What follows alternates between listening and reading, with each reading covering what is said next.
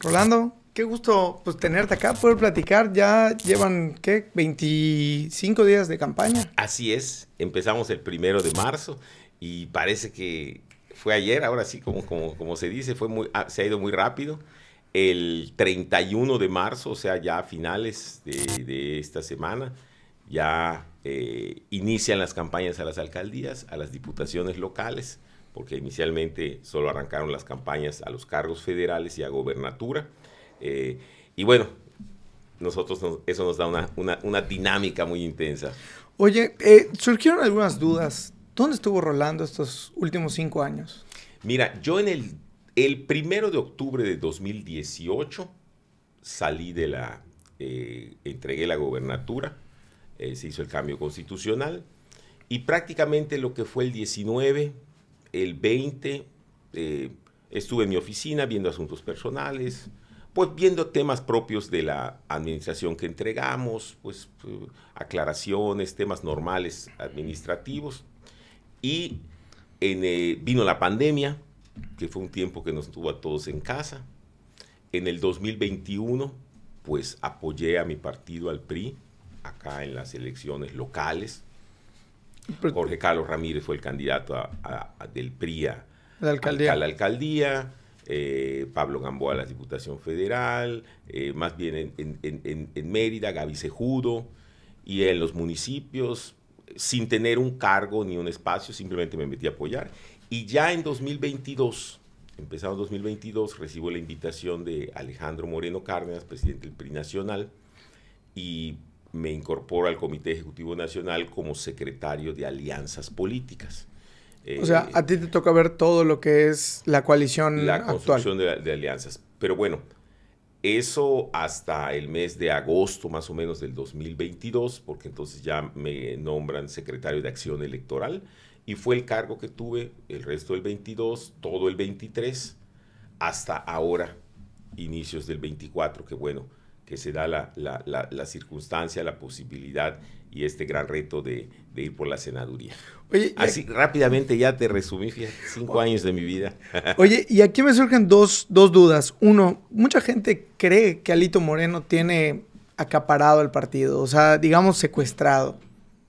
¿Tú lo sientes así? O sea, porque muchos dicen, no hemos avanzado con él como presidente.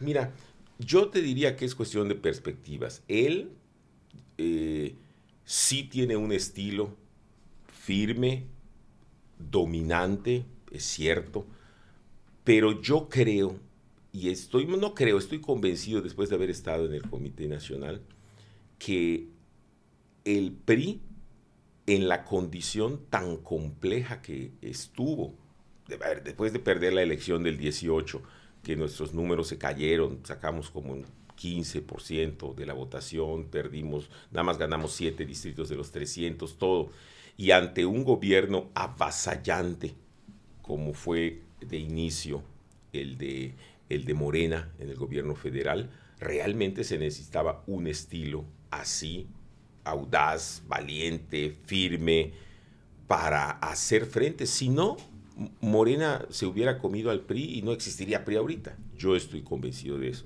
Bueno, eso también implica el hecho de motivar que haya apertura, pero pues también que hayan controles para que en el partido pueda funcionar. ¿Cuál era la estrategia del gobierno federal de inicio? Infiltrar al PRI y desde adentro desarticularlo y jalar a todos para Morena. Pero bueno, yo creo, respondiendo concretamente a la pregunta, creo que Alejandro Moreno es, con sus virtudes y con sus defectos, como los tenemos todos los políticos y los seres humanos, era el presidente adecuado para este momento histórico del PRI de hacerle frente a Morena. Oye, estaba checando un poco de información y ves que ahorita pues está el tema de que la seguridad en Yucatán pues lo es todo. Y es una punta de lanza de todas las campañas. Y cuando estaba viendo la información me acordé de un suceso que pasó en el estado, que fue en el 2008. Tú estabas como secretario general de gobierno y aparecen 12 decapitados en Chichis Suárez. Si bien de ti no dependía directamente el tema de seguridad, pero tú eras el encargado de coordinar la seguridad con Luis Felipe Saiden. y de ahí parece que da un giro de timón con Luis Felipe Saidén. Después llegas como gobernador, lo ratificas, llega Mauricio Vila, lo ratifica, o sea, lo invita a participar como secretario de Seguridad Pública. ¿Tú crees o consideras que cuando tú estabas allá marcaste la pauta de lo que hoy es la seguridad en Yucatán? Pues mira, le dimos una secuencia, le dimos una evolución. Yo creo que la seguridad en Yucatán ha tenido sus etapas. La primera etapa, como tú bien dices, cuando... no me referiría únicamente a cuando yo fui secretario de gobierno, yo diría de cuando fue don Víctor Cervera Pacheco en 1995, y nombra a Saidén como jefe de la policía, del 95 al 2001. Ahí yo diría que se pusieron las bases estructurales de la policía en Yucatán. La necesidad, una academia de policía fundamental, el parque vehicular, algo indispensable, un número mínimo de elementos, vaya, las bases estructurales de un cuerpo de policía. Luego, cuando estuvo Ivonne Ortega y yo era el secretario de gobierno, que efectivamente era el responsable de la política de seguridad, ahí regresa Saidén ya con más visión, con más experiencia y le da una secuencia a esa política de seguridad, formalizando a los policías, a los elementos, con una serie de elementos. Y cuando yo llego, ratifico a Saidén, y lo que me toca hacer a mí, y lo digo con mucho orgullo, fundamentalmente son dos aspectos. Uno, además de mantener todo lo que ya existía, dignificar el salario de los policías. Hubo un momento en que los policías ganaban, los elementos ganaban alrededor de 6,000, 8,000 pesos mensuales, y nosotros de un solo movimiento los subimos a todos a 12,000 pesos mensuales mínimo, o sea, como base. A partir de ahí, pues existían todo el escalafón.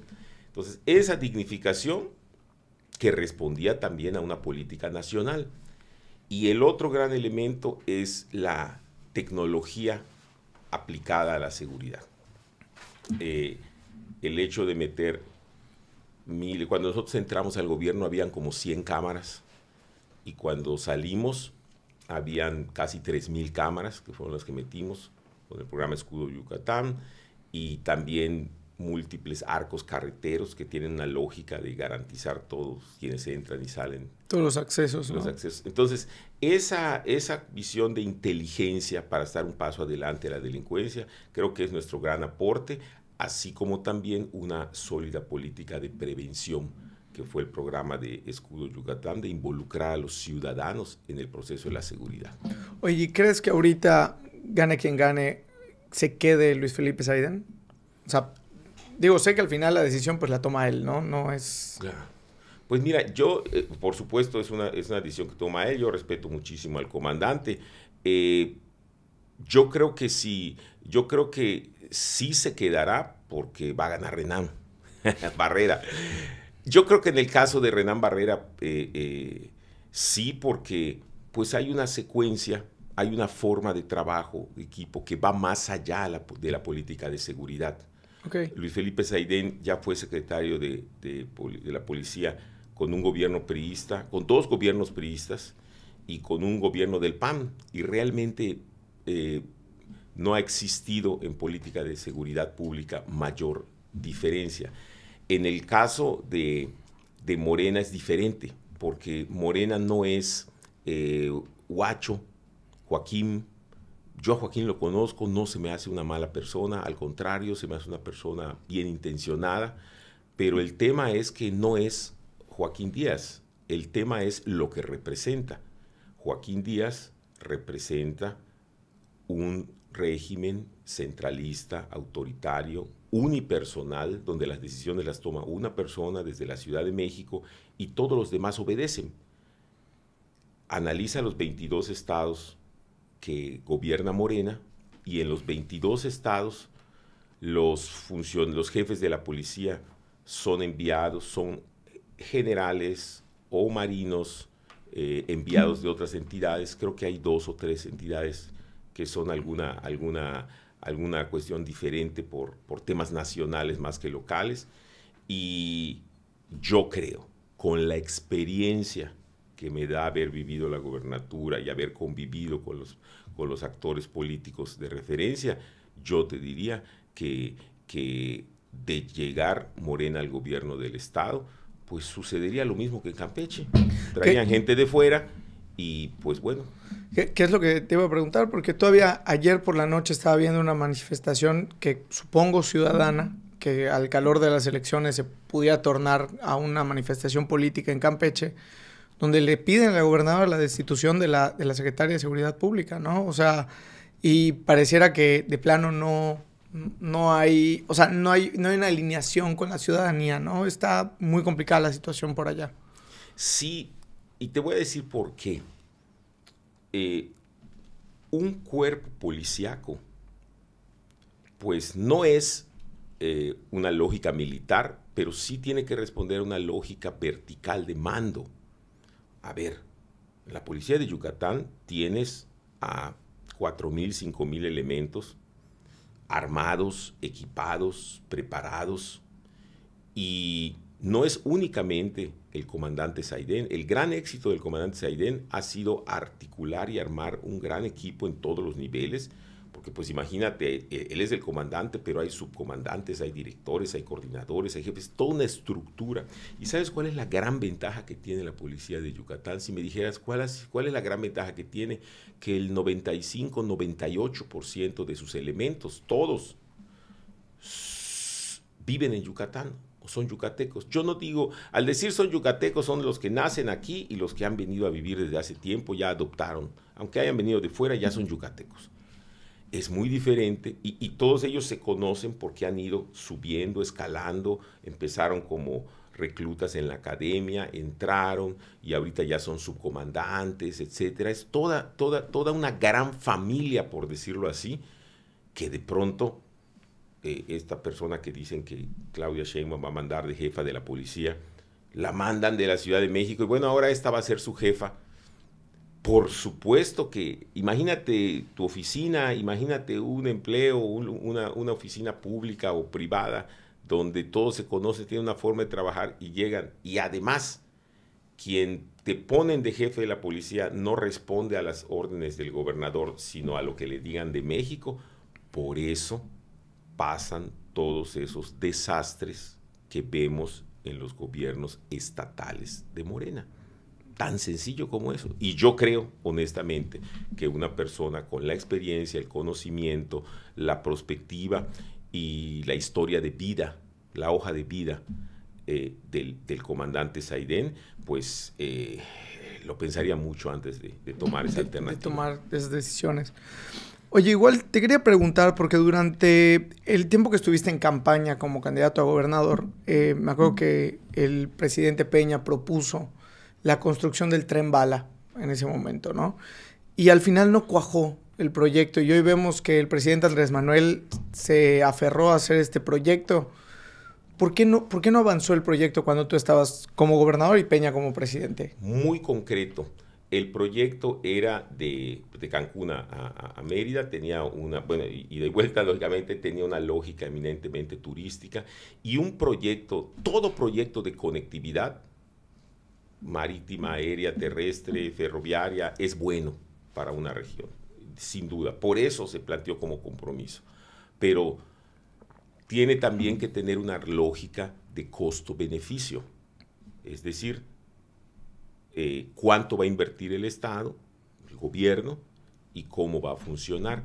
El planteamiento del presidente Peña era, nosotros como gobierno federal, del costo del tren, que si no estoy mal andaba como en 50,000 millones. Bueno, las cifras se distorsionan porque actualmente es un circuito mucho más grande, ¿no? Pero bueno, del costo del tren, lo que costara hacer el tren, ponerlo, la obra, los vagones, todo, el gobierno federal decía, yo voy a dar el 30% a fondo perdido. para que se haga, pongo esa cantidad, que el inversionista venga, ponga el otro 70% y yo, gobierno, le doy la concesión para que lo utilice durante 50 años.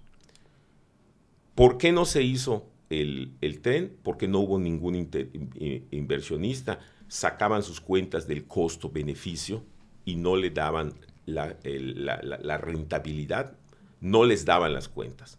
Por eso no se hizo en ese momento.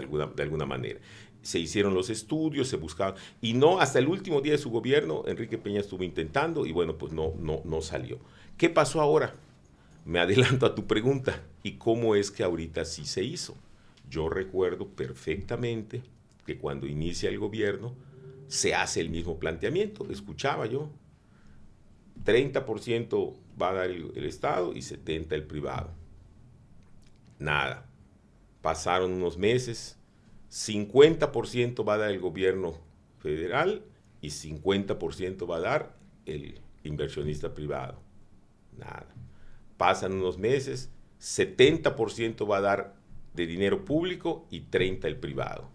El último anuncio que escuché fue 90% va a ser del privado, de particular, y 10% el privado. Hasta que en la última vez que lo vi, ya salió el gobierno federal y con mucho orgullo anunciamos que el gobierno de México va a construir el Tren Maya con recursos públicos y lo va a construir el ejército y lo va a administrar el ejército. Así. Entonces, el 100% lo está dando el gobierno federal, una obra que no va a tener una lógica, digamos, de funcionamiento de una empresa. Por supuesto que tú criticas, Rolando, el Tren Maya, de ninguna manera. Toda obra de conectividad por sí misma es buena, la celebro. ¿El tema cuál va a ser? Una obra que debía costar 180,000 millones de pesos, ya está en 480,000 millones de pesos del recurso del pueblo. Y dos, para que el tren funcione, necesitaría tener determinado costo el boleto, impagable. Entonces, como sucede con el metro de la Ciudad de México, cada año el gobierno federal deberá inyectarle al Tren Maya, para que no se pare y siga funcionando, entre 10,000 y 12,000 millones de pesos de subsidio. Entonces, esa es la verdadera y real historia. Oye, igual y tú me corregirás si está mal el dato. O sea, estamos hablando de 10,000 a 12,000 millones, mencionabas. Es el 25% del presupuesto del gobierno del estado de Yucatán. Totalmente. Totalmente. Sea, ¿cuántas cosas puedes hacer con eso? Muchísimas. Todavía el año pasado, el AIFA, el aeropuerto Felipe Ángeles, requirió un subsidio de 2,500 millones de pesos, y es que solo funcionó 8 meses, ¿no? Porque creo que se inauguró marzo, abril, desfasado. 8 meses. Entonces, ¿cuánto se puede hacer? Muchísimo. Mira, uno de los grandes déficits que hoy tienen los estados es que las obras que se deben de hacer, un ejemplo muy concreto, carreteras federales. Cada año a Yucatán le llegaban alrededor de 2,000 millones de pesos para reparación de carreteras, construcción de carreteras nuevas, programas de empleo temporal para limpieza de carreteras, todo. Y la federación lo manejaba por vía de la SCT, la Secretaría de Comunicaciones y Transportes. Desde hace como 4 o 5 años no hay nada de eso, y hoy es una de las diferencias que veo de cuando era gobernador, de cuando salí del gobierno ahora. Veo las carreteras federales ya con baches, ya seriamente dañadas, en caminos principales, en las carreteras a municipios importantes, las venas del estado. Entonces, pues bueno. Entonces, pues hay que entrar a poner un poco de orden, así, ¿no? Es. Oye, Rolando, también tenía otra duda, porque recuerdo que durante tu administración, casi al final, lanzas un proyecto que era Citur, que era cambiar todo el tema del transporte público de Mérida principalmente. Y bueno, se buscaba una actualización de ¿no? Y después parecía que cada vez que entra un nuevo gobierno, levantan la tapa del bote de basura y tiran todos los proyectos buenos, malos, todos los tiran o le cambian el nombre y vuelven a salir? Mira, yo te diría que el proyecto este del YETRAM y del Vaivén, sin duda son proyectos exitosos, están dando le están dando un nuevo rostro al transporte público, una nueva lógica. El gran tema del transporte público es que la gente que tenga un vehículo pueda usar un transporte público. ¿Y cuáles son los condicionantes? Los condicionantes son que se mueva más rápido y que esté cómodo. Este modelo del YETRAM y de Vaivén lo tienen. Creo que es importante revisar el tema de los costos para la gente de la clase popular de las colonias que luego tienen que cuadrarle las cuentas porque usan diario el transporte. Pero yo lo que te comento es que para el proyecto de CITUR nosotros hicimos estudios muy profundos para el transporte en Yucatán y te puedo decir que la esencia de esos estudios fueron adoptadas o tomadas por el Vaivén y por el YETRAM. A nosotros, ¿qué nos pasó? A fin de cuentas nos ganó un poco el tiempo y nosotros vimos que, por ejemplo, habría que hacer una serie de obras en la calle 60 para un vehículo, un transporte público que pase de ida y vuelta con un carril confinado. No nos iba a dar el tiempo para hacerlo, lo íbamos a dejar a medias y entonces a lo que enfocamos esfuerzos fue a una sustitución de autobuses. También era muy necesaria una actualización de rutas, cambiar las rutas, eso sí se hizo ahora. En fin, lo que te digo es que el Vaivén y el YETRAM tomaron elementos del proyecto de CITUR y por supuesto lo mejoraron, que creo que es lo mejor. ¿Hay algo de lo que te arrepientas de tu administración como gobernador? Pues mira, ¿qué te diría? A lo mejor si volviera a ser gobernador, como se dice, 6 años, yo creo que los elementos de planeación al inicio de un gobierno son esenciales, porque en la medida tú puedes iniciar y ejecutar proyectos y concluirlos en la medida que los tienes debidamente concebidos y planeados con tiempo.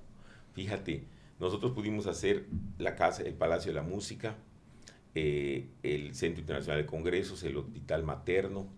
Fueron 3 grandes obras, pero esas obras, por lo menos 4 o 5 años antes de su inauguración, empezamos a trabajar todo el día, todos los días y todo el día sobre ellas y pudimos concluirlas con todo ese tiempo. Entonces, a lo mejor te diría que hubiera sido muy positivo para mí tener un poco más de claridad en algunos aspectos como el de transporte, por ejemplo. Empezarlo desde el día 1, empezarlo desde el día 1 con una idea y con una claridad. Bueno, pero pues para sabios Salomón.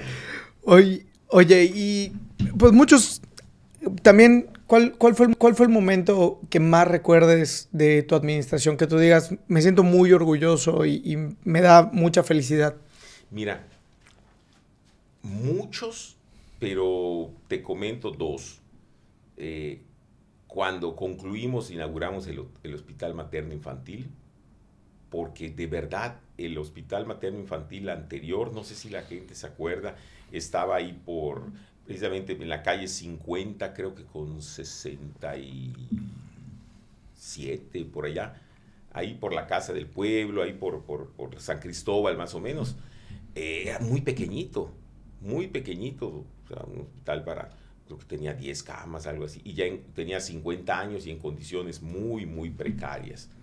Y al hacer uno nuevo, pues se dignificaba el hecho de que una madre yucateca diera a luz en condiciones de primer mundo a sus bebés, que las nuevas generaciones de yucatecos nazcan ahí. Eso me dio una enorme satisfacción. Otros momentos que me daban mucha satisfacción era cuando le entregábamos las computadoras a los estudiantes. Entregamos casi 100,000 computadoras, laptops, la semana pasada estuve en Teabo con una joven que fue beneficiaria y me dijo, cuando nos dijeron que usted iba a ir, nos iban a dar las computadoras, no lo creímos. Y cuando llegué y me dieron mi computadora, me puse a llorar y mi mamá igual, porque pues mi papá había fallecido. Bueno, me contó toda su historia.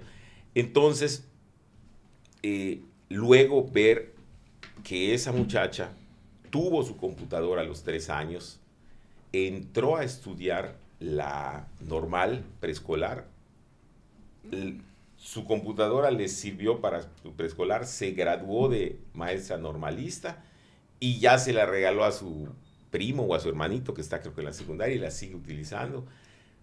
Pues yo digo, 100,000 computadoras, 100,000 vidas que tocamos y que seguramente fue para bien. Que se pueden cambiar, claro, ¿no? Sobre todo la historia de que, como bien dices, muchas personas no tienen la facilidad o el acceso a algo de este tipo, ¿no? O el tema de tener conectividad de internet en los municipios, en las escuelas. Y ese es un principio de igualdad, porque si tú pones a 2 jóvenes a estudiar en un bachillerato y uno tiene una computadora y otro no la tiene, están compitiendo en condiciones desiguales. Son justas, claro. Qué complicado, ¿no? Oye, Rolando, tengo otra duda porque, bueno, hay un partido que sale y habla de lo nuevo, ¿no? De que ellos son los nuevos y hay pura gente nueva. Y cuando empezamos a ver hoy espectaculares, seguramente spots en los próximos días, pues vemos que los que salen a competir son los mismos. O sea, por ejemplo, tú mencionabas Jorge Carlos Ramírez. Yo lo apoyé en la campaña anterior y era candidato a alcalde de Mérida. Hace 5 años era candidato al Senado por el PRI y hoy es candidato al Senado por Morena. Así es. Y así por decir varios, ¿no? Oye, ¿dónde están los nuevos? ¿No hay espacios para los nuevos, por ejemplo, en el PRI? Sí, fíjate que en el PRI se ha dado todo espacio de complejidad viene acompañado de la oportunidad y el PRI lo ha tomado muy bien. El hecho de que hayan cuadros que se fueron a otros partidos, que te lo digo con claridad, a mí me preguntan, oye, ¿fue malo o es bueno que se vaya? Cualquier priista que se vaya a otro partido es lamentable. Yo como priista lo lamento, es lamentable, cualquiera. Pero a fin de cuentas toman su decisión y se van. Lo que hay que dejar en claro es que se van y seguramente se llevan a sus amigos, hay algunos a los que se llevan, pero así como se van, también yo voy a municipios y me dicen, oiga, qué bueno, ay, qué bueno que se fue ese señor, yo no me acercaba al PRI porque ese estaba y me cae mal, pero ahorita que ya se fue, entonces ahorita sí, porque yo soy priista, ¿me explico? Sí. Así como se llevan algunos, otros regresan. Y no hablamos de los connotados o de los que siempre están allá en la palestra, no, hablamos del priista de base, que es el que vale la pena, el que está en la colonia, el que está en la comisaría, el que está en los municipios, que son a los que ahorita estamos llamando y diciendo, bueno, pues los que tenían sus intereses y sus intereses cambió el viento como la vela, pues se fueron para otro lado y listo. Y eso permitió que hoy tú ves una batería de candidatos a las diputaciones locales del PRI, candidatos jóvenes, candidatos que inclusive es su primera oportunidad, su primera experiencia, y están entrándole con un gran entusiasmo, con un gran optimismo, sin temores, sin complejos, sin ataduras del pasado, sino con un gran entusiasmo. Y eso, si te vas al interior del estado, lo mismo con candidatos a alcaldes, a regidores, a diputados locales. Esa es la simiente y la nueva generación del PRI que se está abriendo camino. A ti te tocó, pues bueno, cuando Vicente Fox gana la presidencia de la República y digamos que el PRI queda aplastado, ¿no? Y volvió a resurgir, digo, Peña llegó a ser presidente. ¿Crees que en algún punto el PRI logre eso o se quede como un partido bisagra? Mira, ¿yo qué creo? Yo creo que le ha llegado a México el tiempo de los gobiernos de coalición. Okay. Revisemos las democracias modernas, las democracias eficientes en América Latina, en Europa, y tú ves cómo, por ejemplo, en Alemania Angela Merkel, que gobernó, representaba a una coalición que iba desde los partidos de izquierda hasta la democracia cristiana, o sea, extremos que logran ponerse de acuerdo. A mí me gusta mucho una frase de Angela Merkel donde dice, una coalición es eficiente cuando ves la realidad a través de los ojos de tu aliado. Es cierto, o sea, no solo como pienso yo, como piensas tú. A México ya le llegó esa hora. Yo creo que ningún partido político, ni hoy, ni mucho menos mañana, por sí solo pueda generar condiciones para construir una mayoría. ¿Por qué? Porque México ya es demasiado amplio, demasiado diverso en las formas de ver, las generaciones ven la realidad de manera diferente, los segmentos sociales ven la realidad de manera diferente, los segmentos específicos de la población emergentes ven la realidad de manera diferente. Entonces es muy complicado que un solo partido pueda decir, yo solo voy a juntar a la mayoría. Bueno, el otro día que estuve caminando allá por San Damián, salió un señor de Morena, respetuosamente me dijo, oh, yo no estoy de acuerdo con ustedes, me dijo. Ajá, ¿y por qué? Porque se tuvieron que unir el PRI y el PAN para ganarnos a Morena. Le digo, bueno, yo lo que le voy a decir es que tampoco Morena está yendo solo. Morena también tiene una coalición. Morena va Morena, Verde y PT. Si se sentía tan seguro Morena, ¿por qué no fue solo? ¿Por qué tuvo que llamar a otros partidos? Me dice, ah, sí, cierto, ¿verdad? Pues sí. Entonces, a eso va a ir. Y yo creo, concretamente, respondiendo a tu pregunta, yo creo que lo que sigue para el PRI después de la elección del 2024 es un proceso de redefinición de propósitos, de objetivos y de fortalecimiento de nuestra identidad, quiénes somos priistas y por qué somos priistas, medir nuestras posibilidades y tener esa posibilidad de saber dónde vamos y competimos solos para ganar y dónde vamos y tenemos que establecer alianzas. Porque a fin de cuentas, y con eso concluyo esta pregunta a mí, los partidos políticos están para ganar elecciones y desde los cargos públicos poder servir a la gente. Si no, pues nada más estar medrando con plurinominales y con cosas así. Yo no veo así la política. Y ahorita que entras, digo, el presidente entiendo que está por mandar, bueno, creo que ya mandó su propuesta para eliminar a los plurinominales, ¿no? ¿Cómo ves esa situación, digamos, con los contrapesos? Pues mira, yo te diría que esa no es una propuesta nueva. Esa fue una propuesta que inclusive el PRI la presentó en el 2009, el propio presidente Calderón.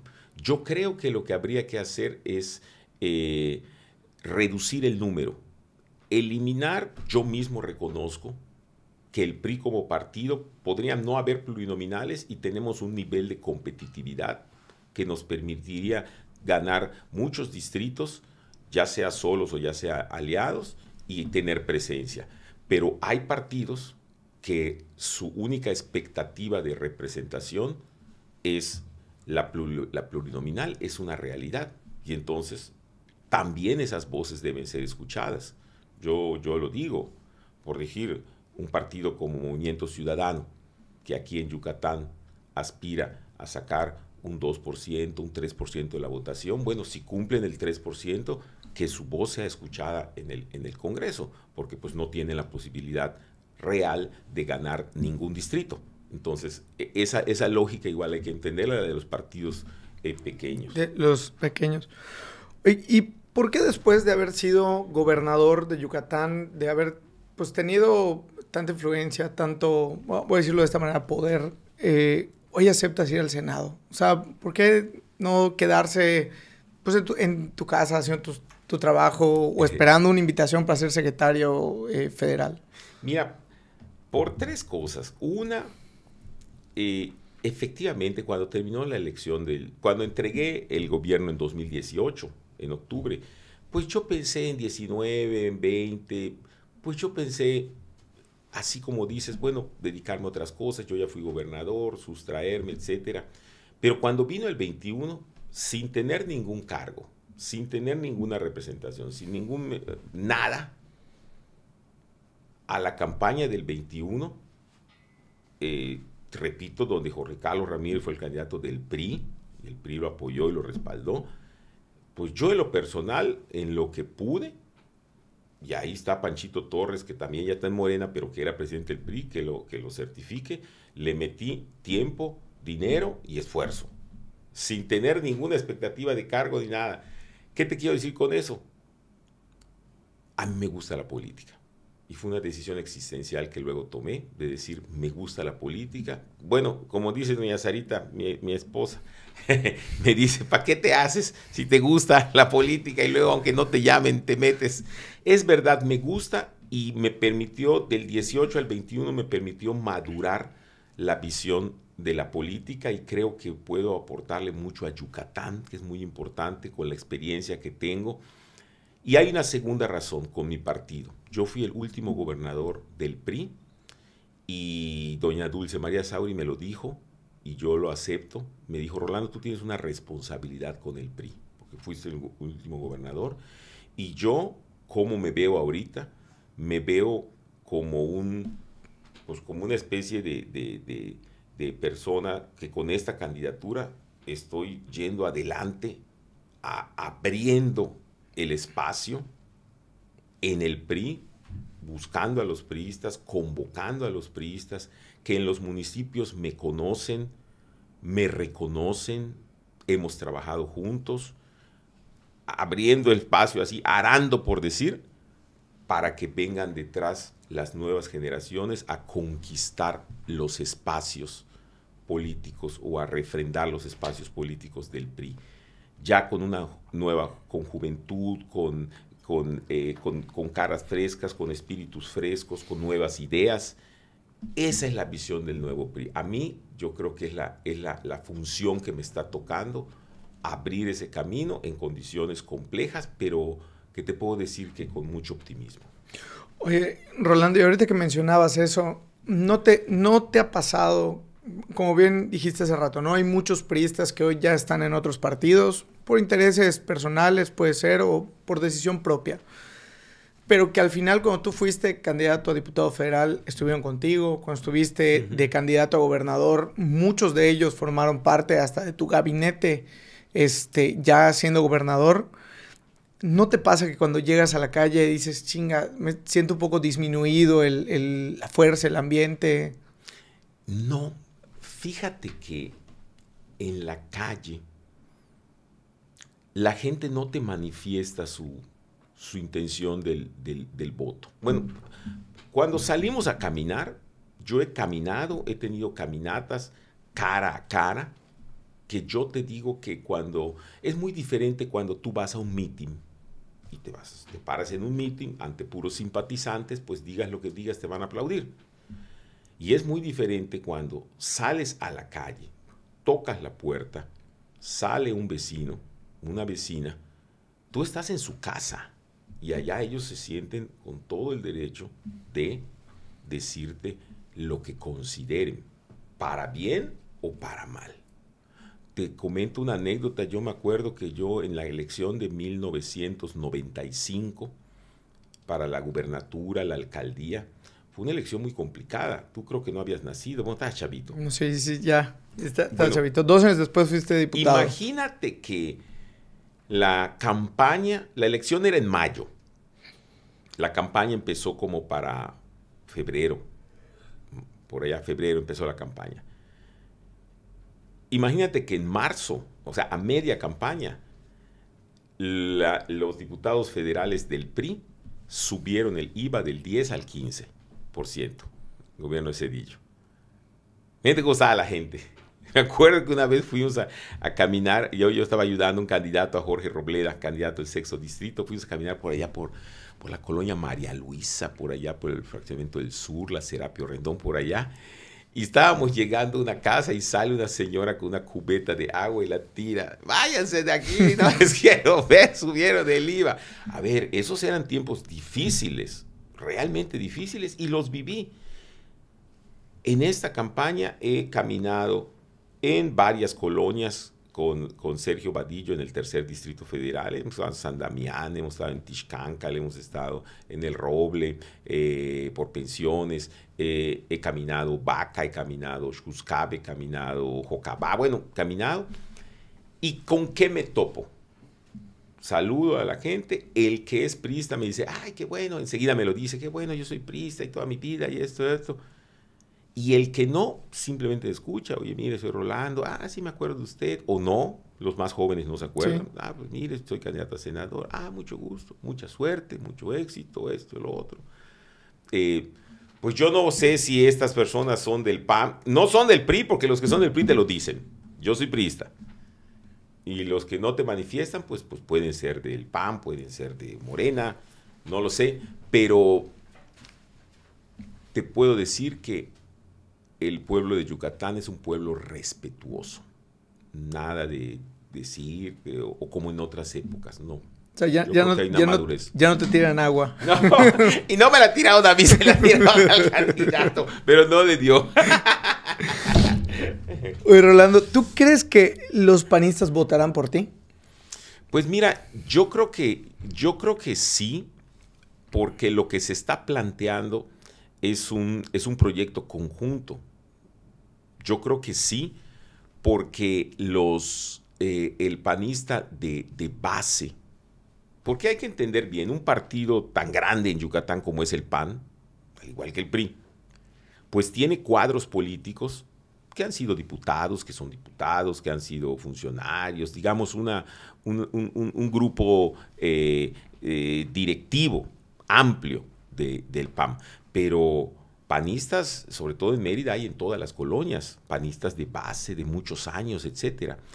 Esa pregunta que tú te haces, yo me la hacía al principio. Decía, chíspales, hemos tenido tantos enfrentamientos históricamente, pero lo que yo he vivido estos 20 y tantos días de estar cara a cara con el panismo de base, en reuniones y en eventos en Tizimín, en muchos municipios en Mérida, hemos tenido eventos grandes, en muchos lugares donde están los panistas, he sentido mucho respeto, pues hay cosas que no puedes obviar, ¿no? Y agradecer, te piden que tomemos la foto, etcétera.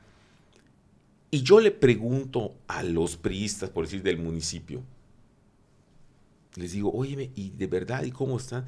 Me dicen, miren, es que ellos, el PAN y el PRI, ahorita tenemos una conciencia que hay un riesgo mayor de que gane Morena. Entonces, ante ese riesgo, pues nos vemos como que la suma de los dos son los que nos dan condiciones de ganar. Y no hay nada que motive más a un priista o a un panismo que la expectativa de triunfo. Y entonces eso yo creo que ha hecho, yo he recibido del PAN mucho respeto, mucha atención, mucha consideración, buen trato, y además quiero decir que tengo una compañera de fórmula extraordinaria, que es Katia Bolio, que ella es echada para adelante, movida, los panistas la arropan mucho, ella ha hecho mucho trabajo de territorio, y bueno, pues ahora sí, si alguien del PAN no quiere votar por mí, pues que vote por Katia, ¿no? A fin de cuentas somos la misma fórmula. Oye, y en la calle, ¿cómo se siente la competencia con Morena? Pues ahora sí que te diría, aunque sea un pleonasmo, competida. Es una realidad. Te mentiría si te dijera, no, no. Me queda claro que la competencia de Jorge Carlos Ramírez y Verónica Camino y Jorge Carlos Ramírez no son las candidaturas, ni Huacho contra Renam, ni Rommel contra Cecilia y así por el estilo. Aquí el tema no son los candidatos de Morena y del Verde y del PT. Aquí el tema es la marca Morena, que definitivamente sería iluso, no falto a la realidad, no reconocer que el proyecto de venta, de captura de país que ha promovido el gobierno federal de Morena durante estos 6 años, sí tiene un impacto en segmentos importantes de nuestra población, la marca. Entonces, eso generará que le saquen votos a favor de todos los candidatos. Lo sabemos, en la elección pasada del 21 hubo distritos que ganó Morena y la gente ni sabía quién era el candidato.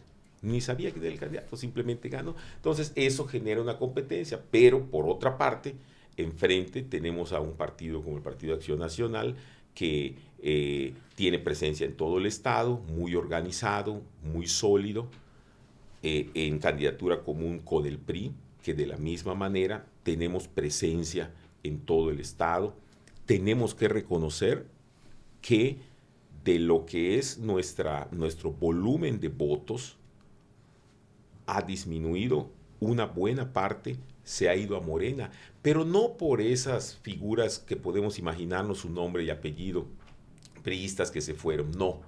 Por una parte, por el proceso de captura de país que les ha llegado a ellos. Entonces, concretamente, la elección está competida y yo tengo la confianza que en estos meses de campaña que ya pasó y sobre todo en los 2 meses que vienen, el PRI hará valer su presencia territorial, ya con nuestros candidatos alcaldes en acción, en terreno, tocando puertas, lo mismo con los candidatos del PAN, de Nueva Alianza, inclusive del PRD en los cargos federales, y eso es lo que va a marcar la diferencia. Oye, y en la elección presidencial de Claudia Xochitl, ¿cómo lo ves en Yucatán? O sea, bueno, ¿crees que realmente existe también esa competencia? Sí existe la competencia, existen condiciones de competencia.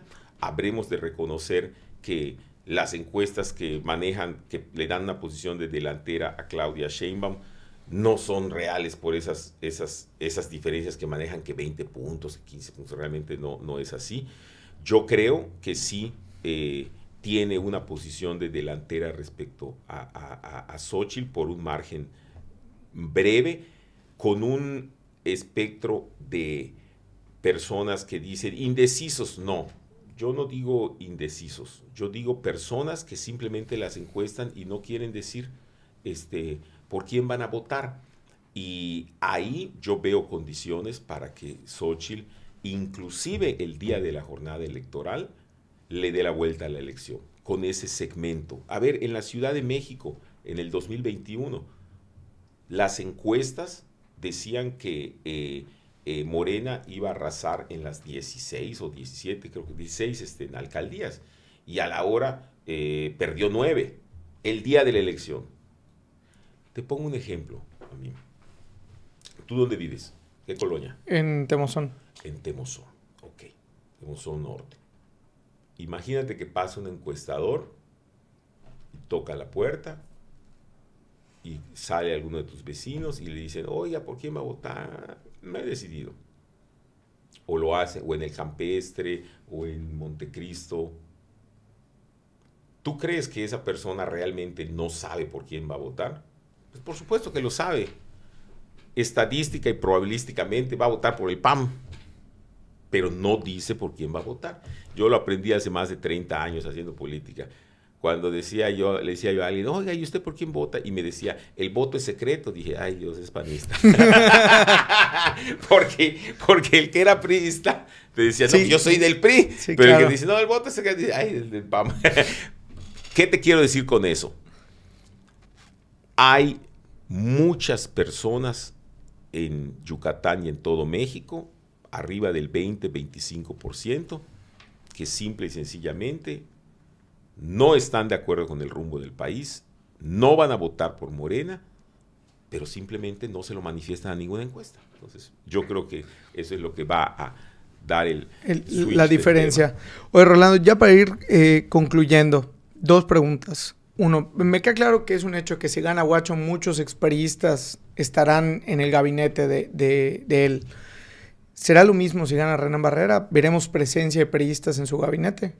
Sí, definitivamente sí, pero no por una concesión o por buenas gentes o porque sean amigos, no, porque existe una candidatura común y por supuesto que el acuerdo es dos fundamentalmente. El primero y más importante, que programas que postula el PRI para la gente más pobre que lo necesita sean ejecutados en el plan de gobierno de Renan Barrera, y él ya lo ha aceptado.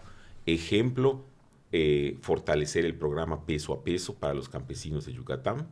Ejemplo, programas de autoconsumo familiar para el ingreso familiar, como las aves de traspatio, como los huertos de traspatio, becas de capacitación para las mujeres, programas de vivienda para hacer desde lo más básico, como son pisos, techos, baños para las personas que lo necesitan, el tema digital para los jóvenes, esos programas, y Renan lo ha aceptado y lo ha hecho como un compromiso. Y también el compromiso de que el PRI, de acuerdo a la votación que saque en la gobernatura, tenga presencia en el gabinete para garantizar que esos programas sean ejecutados. Lleguen para allá. ¿Y qué propone Rolando Zapata? Fundamentalmente que los programas sociales que hoy se ejecutan por el gobierno federal, que los inventó el PRI. Eso te iba a decir porque son de Salinas. Es importante. Esos programas empezaron con el PRI y los fue mejorando Zedillo, Fox, Calderón y el presidente Peña. Lo que hace el presidente López Obrador es darle su estilo personal, que es que sean las entregas, transferencias directas, etcétera, universal, etcétera. Nuestra propuesta es, número uno, que la pensión del adulto mayor sea a partir de los 60 años, no a partir de los 65. Hemos hecho análisis. Y eso te iba a preguntar, ¿da el dinero? Sí, definitivamente sí da el dinero, si se dejan de hacer otro tipo de cosas que no son redituables ni en lo económico ni en lo social, en lo socioeconómico para el país, ¿no? Si se dejan de dar subsidios a obras que realmente no lo ameritan, ¿no? Esa es una propuesta, que los programas para jóvenes, Construyendo al Futuro, Sembrando Vidas, que esos programas se mantengan, sí es factible y sí es positivo, pero por otra parte, dos grandes columnas tienen nuestras propuestas. Dar un golpe de timón en materia de salud. El Sistema Nacional de Salud hoy es un auténtico desastre. No hay medicinas, no hay fechas para operación, para la gente. Cuando entró el actual gobierno federal, había un poco menos de 20 millones de mexicanos sin cobertura. Ahorita hay más de 50 millones. Entonces, se armó un desastre. Se destruyó el sistema nacional y habrá que hacer intervenciones. La gente en México se está muriendo por falta de atención médica básica. Y por otra parte, de igual manera, un ajuste en la política de educación. México retrocedió. Hoy México, el sistema de educación está como hace 12 o 15 años. Se redujo tremendamente la matrícula en educación media y universitaria. ¿Qué quiere decir eso? Que muchos jóvenes mexicanos dejaron de estudiar por motivos del sistema educativo o de falta de apoyo, como sea, dejaron de estudiar, y entonces estamos perdiendo la mayor riqueza de un país, que es su capital humano. Está bien complicado. Oye, Rolando, pues mucho éxito en lo que resta de días de la campaña. Espero pues verte ya como senador para poder seguir platicando, poder ver las cosas que estén haciendo, que no se desaparezcan. Para ¿no? nada. Para estar más de cerca. Muchas gracias por la oportunidad y mucho éxito. Muchas gracias a mí. Te agradezco mucho.